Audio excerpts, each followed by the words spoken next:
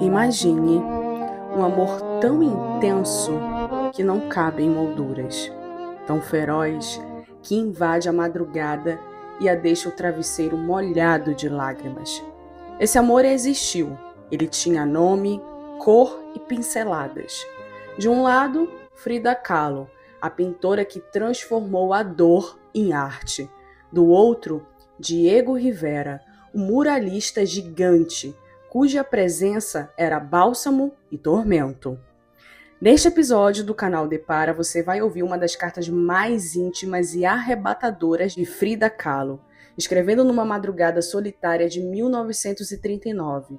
Ela derramou em palavras a mesma intensidade que derramava em cores.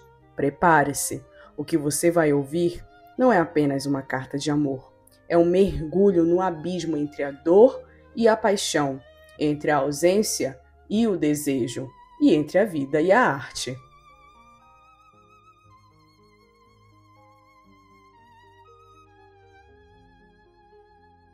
Cidade do México, 12 de setembro de 1939. Minha noite é como um grande coração batendo. São 3:30 da madrugada. Minha noite é sem lua. Minha noite tem olhos grandes que olham fixamente uma luz cinzenta filtrar-se pelas janelas. Minha noite chora e travesseiro fica úmido e frio. Minha noite é longa, muito longa, e parece estender-se a um fim incerto. Minha noite se precipita na ausência sua. Eu o procuro seu corpo imenso ao meu lado, sua respiração, seu cheiro. Minha noite me responde, vazio, minha noite me dá frio e solidão. Procuro um ponto de contato, a sua pele. Onde você está? Onde você está? Viro-me para todos os lados, o travesseiro úmido, meu rosto se gruda nele, meus cabelos molhados contra as minhas têmporas. Não é possível que você não esteja aqui. Minha cabeça vaga errante, meus pensamentos vão, vêm e se esfalecem. Meu corpo não pode compreender. Meu corpo quer você. Meu corpo, esse azarão mutilado, quer esquecer-se por um momento no seu calor. Meu corpo pede algumas horas de serenidade. Minha noite é um coração de estopa. Minha noite sabe que eu gostaria de olhar você, acompanhar com as minhas mãos cada curva do seu corpo, reconhecer seu rosto e acariciá-lo. Minha noite me sufoca.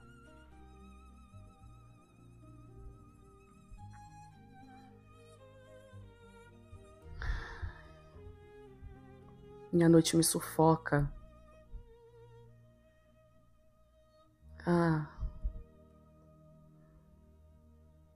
A minha noite me sufoca com a falta de você.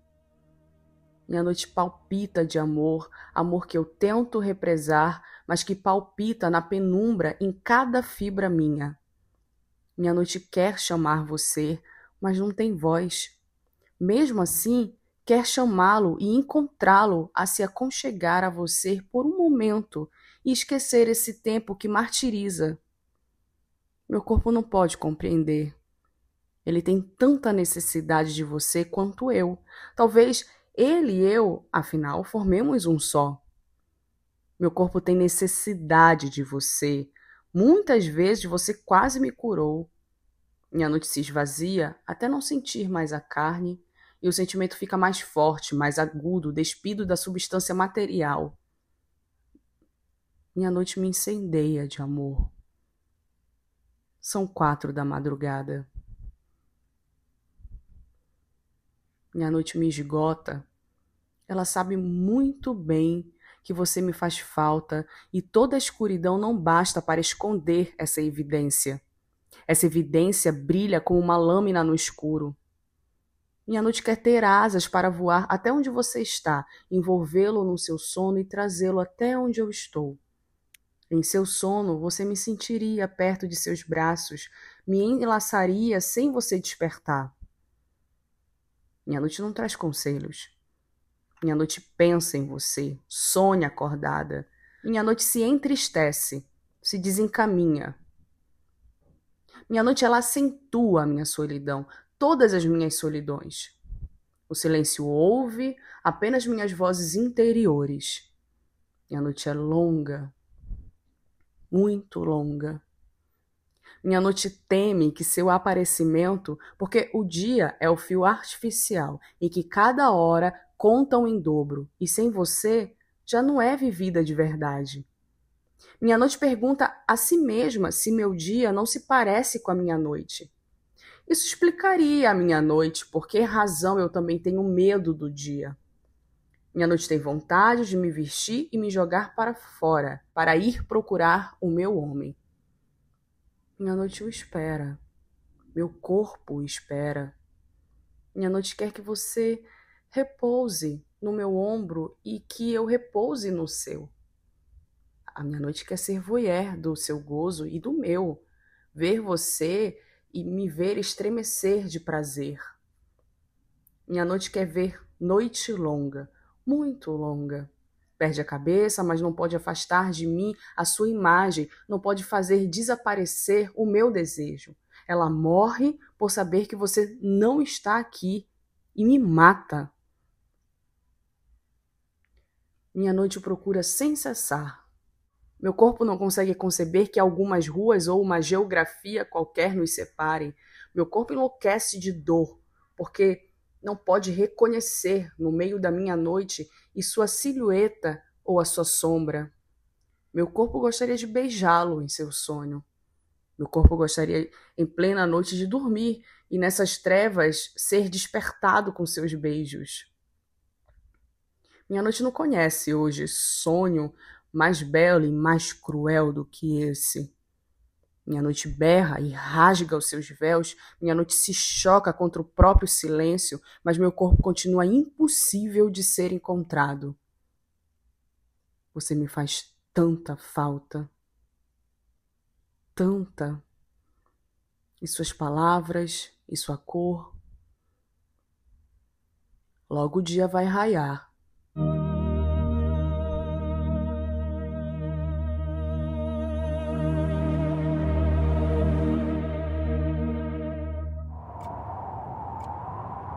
A carta começa na escuridão. Frida escreve às 3:30 da madrugada. É a hora em que o silêncio parece mais pesado e que o coração humano escuta apenas a si mesmo. Minha noite é como um grande coração batendo, diz ela. É a solidão transformada em metáfora, em batida incessante que não lhe dá descanso. Não se trata apenas da ausência física de Diego Rivera. O que Frida registra é o vazio que se instala quando o amor se afasta, como se o corpo, o travesseiro, a própria casa se tornassem testemunhas mudas de uma falta insuportável. A artista fala da cama fria, dos cabelos grudados às têmporas, do rosto colado ao travesseiro úmido. É uma imagem crua, íntima, de vulnerabilidade. Setembro de 1939 não era um momento qualquer. O mundo atravessava o início da Segunda Guerra Mundial e, em sua vida pessoal, Frida vivia um período turbulento no casamento. Separações, reconciliações, traições públicas. A vida com Diego era marcada pelo excesso. E nessa madrugada, o excesso não era uma alegria ou uma festa, mas de solidão. Frida projeta no tempo noturno a sua angústia. A noite que deveria trazer repouso torna-se uma prisão, um espaço infinito onde cada minuto se arrasta. Ela não encontra o corpo amado, não encontra o cheiro, não encontra o som da respiração. O corpo dela, ferido e cansado, não compreende essa ausência. Essa primeira parte da carta revela uma Frida que se despedaça em metáforas. O coração, o vazio, a busca pelo contato da pele são imagens que traduzem uma verdade simples e brutal, a dor da separação. E é importante perceber, ela não escreve como quem relata um fato, mas como quem grita esse silêncio. Esse grito silencioso é também um reflexo de sua arte. Assim como nas telas, em cores vivas, escondem dores profundas. Na carta, a linguagem poética mascara uma ferida aberta. Ao terminar esse primeiro mergulho na noite de Frida, compreendemos que a solidão é mais que um tema passageiro. É o pano de fundo sobre o qual se pintará todo o restante da carta. O vazio inicial é a base da qual nascerão o desejo, a cura, a contradição e, finalmente, a esperança. E é justamente do corpo que essa narrativa seguirá. Um corpo marcado por cicatrizes, mas ainda capaz de desejar ardentemente. Depois de mergulhar na solidão, a carta se desloca para um território ainda mais profundo, o do corpo. Frida escreve: meu corpo, esse azarão mutilado, quer esquecer-se por um momento no seu calor. Meu corpo pede algumas horas de serenidade.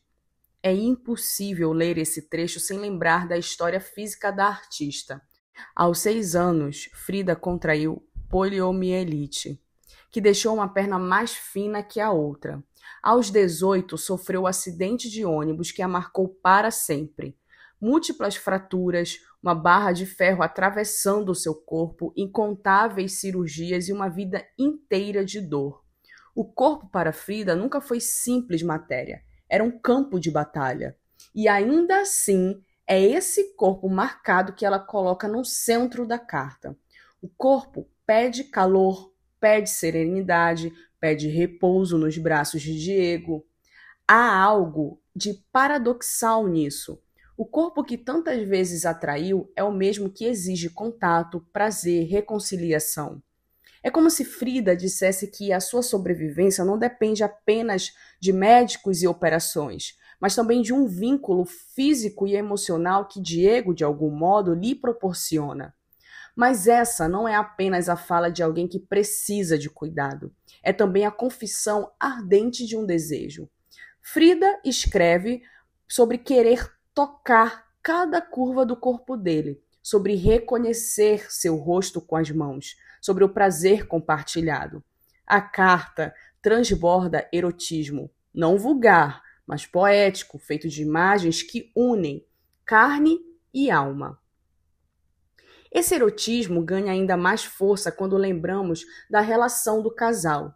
Diego, imenso em corpo e em personalidade, era objeto de desejo, mas também de angústia. Ele tinha fama de infiel, acumulava casos amorosos, inclusive com mulheres próximas a Frida, e mesmo assim ela o desejava. Talvez justamente por isso, porque no desejo se escondia também o risco da perda, a tensão entre a entrega e a ferida. Ao mesmo tempo, há um aspecto de cura nessa entrega. Frida admite: muitas vezes você quase me curou.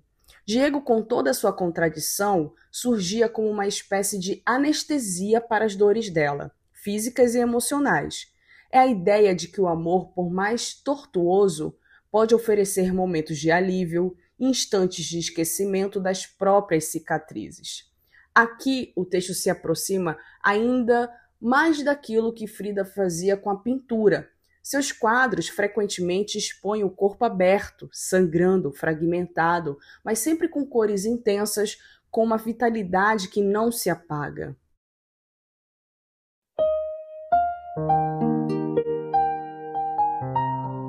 O duplo papel de Diego, remédio, veneno, reverbera em toda a carta. Frida não escreve como quem idealiza um amor perfeito, mas como quem reconhece o peso de viver dentro de um laço que sufoca e liberta ao mesmo tempo. É um retrato honesto de uma relação que se alimentava de intensidade. Se pensarmos em sua obra, percebemos como essa ambivalência se traduzia em imagens. Frida pintava Diego em seus quadros como figura central, às vezes como um terceiro olho em sua testa, às vezes como um fardo no próprio corpo. Era amor que atravessava a alma, mas que também a esmagava. A carta, portanto, não é apenas uma declaração de amor, é também um testemunho de dependência, de como o amor pode se tornar vital mas também perigoso. Essa contradição não enfraquece sua escrita. Pelo contrário, é o que dá força às palavras. Frida mostra que amar não é uma experiência limpa, linear, mas um campo de batalha onde desejo, dor, ternura e ressentimento se confundem. E ao percebermos isso, entendemos por que sua madrugada era tão longa. A noite de Frida não era apenas uma solidão, mas também um reflexo da prisão amorosa.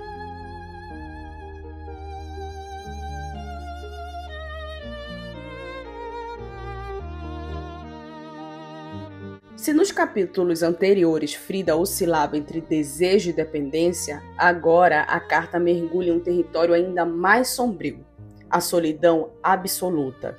Ela escreve: minha noite acentua minha solidão, todas as minhas solidões. Não se trata apenas de estar sem Diego, mas de encarar a amplificação de todas as ausências da vida. A vida do corpo amado abre as portas para lembranças, para a consciência de uma vida inteira atravessada por perdas, doenças, limitações. O silêncio da madrugada se transforma em um espelho. Frida não está apenas escrevendo para o marido distante. Ela está dialogando consigo mesma, reconhecendo a profundidade de seu isolamento. Mesmo ao lado de Diego, mesmo nas festas ou entre amigos, a solidão sempre a acompanhava. Aqui, porém, ela se torna insuportável. O modo como Frida descreve a noite revela uma luta entre forças opostas. O desejo de sair, de se vestir, de atravessar a cidade em busca de Diego e, ao mesmo tempo, a paralisia, o aprisionamento dentro de si. É como se o corpo implorasse por movimento, mas a alma fosse acorrentada ao quarto, ao travesseiro molhado. Esse é um dos pontos mais cruéis da carta. Frida se reconhece prisioneira, não apenas de Diego, mas de sua própria condição. A solidão não é um acidente, mas um destino. Na pintura, esse sentimento também aparece.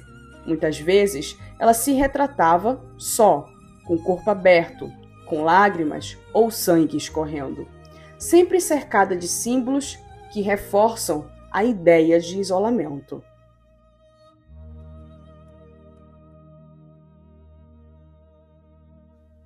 Depois de atravessar uma madrugada interminável, a carta se aproxima do fim. As últimas palavras de Frida anunciam: logo o dia vai raiar. Esse anúncio não é simples. O nascer do sol para Frida não traz apenas a promessa da luz. É também um lembrete cruel de que a ausência permanece. O dia pode clarear as paredes do quarto, mas não dissipa a escuridão que habita dentro dela. Ao mesmo tempo, essa frase carrega uma centelha de esperança. O dia pode significar reencontro, pode significar movimento, pode significar a chance de que Diego esteja presente, nem que seja em pensamento. É a ambivalência da vida de Frida. Cada ciclo traz tanto renovação quanto dor.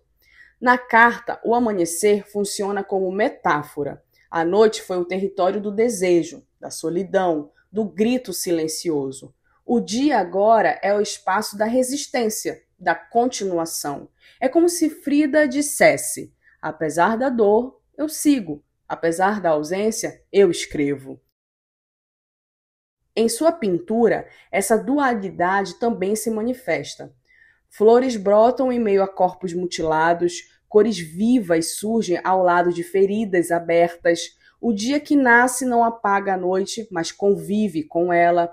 E talvez seja esse o verdadeiro retrato de sua vida. A convivência entre dor e beleza, entre vazio e a criação.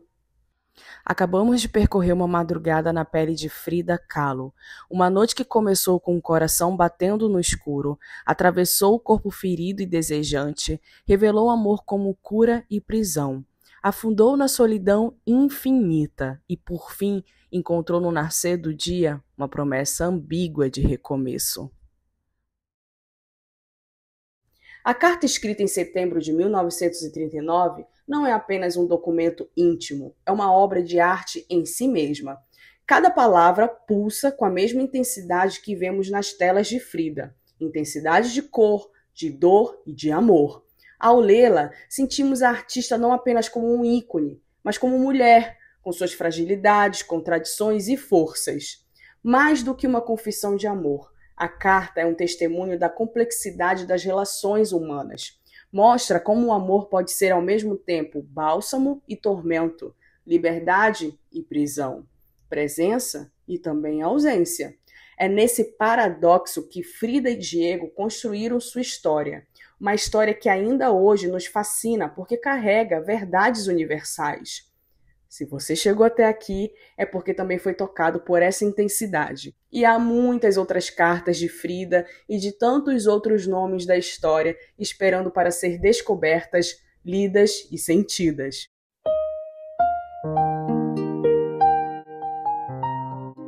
Por isso, inscreva-se no canal Depara e ative o sininho das notificações.